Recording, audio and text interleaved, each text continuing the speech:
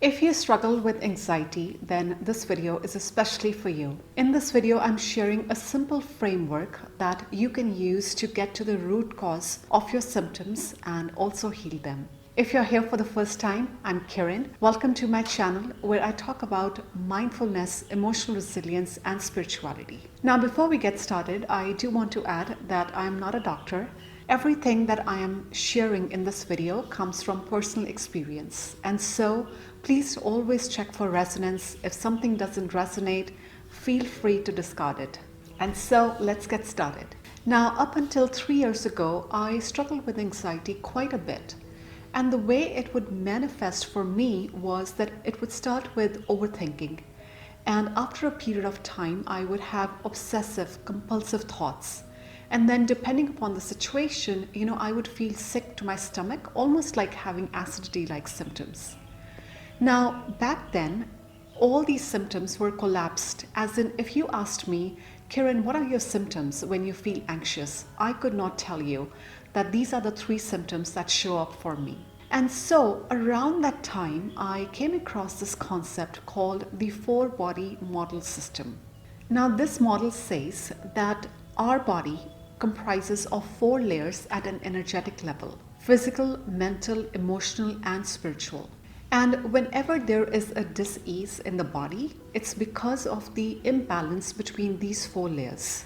Now, the more I read and researched about this model, the more sense it made, and so I was really looking forward to implement it. Now, before I share how I went about implementing this model, let's talk a little bit about the basics. Now, when you are born, say today is day 1 on planet Earth, for simplicity's sake, let's say all these 4 bodies, physical, mental, emotional, and spiritual, look identical. But as you grow, depending upon your experiences and your family of origin, these 4 bodies do not grow at the same rate. For example, in my life, academia played a huge part, and so my mental body got a workout every single day, almost at the expense of other bodies. Now, your physical body grows from the moment you are born. Whether you like it or not, this body is growing old. Similarly, when you go to school, your mental body starts developing and growing, and it keeps growing till the time you are learning new things. Now, in most humans, the emotional body stops growing at 7 years of age, as in whatever emotions you have around that time dictate the emotional landscape for the rest of your life. And as for the spiritual body, it grows and diminishes based on your pursuit of spiritual endeavors. So if this is how your bodies looked on day 1 of your life, by the time you reach 25 years of age, it can look more like this.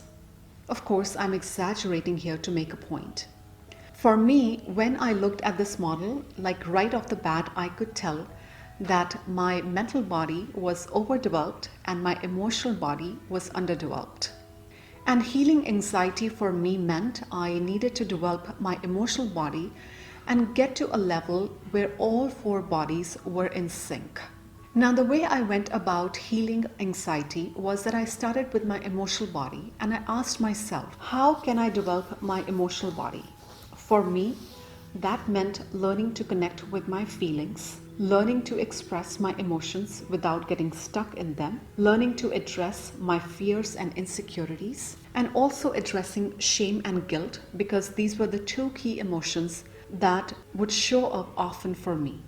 Almost all humans struggle with emotions, and the sooner you can identify which emotions you need the most help with, the sooner you can start the healing process. Now, the tools I used to develop my emotional body were: number 1, I started with a consistent journaling practice where every single day I would write down how I am feeling. I know it sounds so simple, and yet back then it felt I was almost learning a new language. The second thing I did, I developed a daily practice of letting go, where every single day I would say, I am willing to let go that which no longer serves me.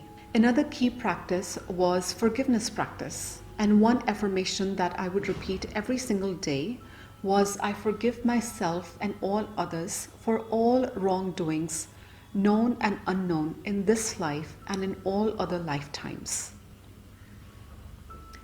So this is how I worked with my emotional body.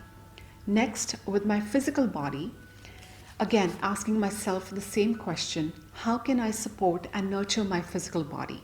Now, at that time, since I was prone to acidity, it meant maintaining an alkaline pH, eating more greens, staying away from coffee, and keeping a consistent yoga practice. Next was working with the mental body, and since it was overdeveloped in me, what helped me most was cultivating a witness or an observer consciousness. It's almost like you're becoming a neutral observer of events in your life. Another tool that helped me was learning to refocus my thoughts. And this is something I discussed in a video not too long ago, and I'll put a link to that video in the description below. And the third tool that I use to work with my mental body was learning to connect with my still point. And I made a video on this as well a couple of months ago, and I'll put a link to that in the description below. And finally, working with the spiritual body, I knew I needed to maintain a regular meditation practice and stay connected with that God consciousness.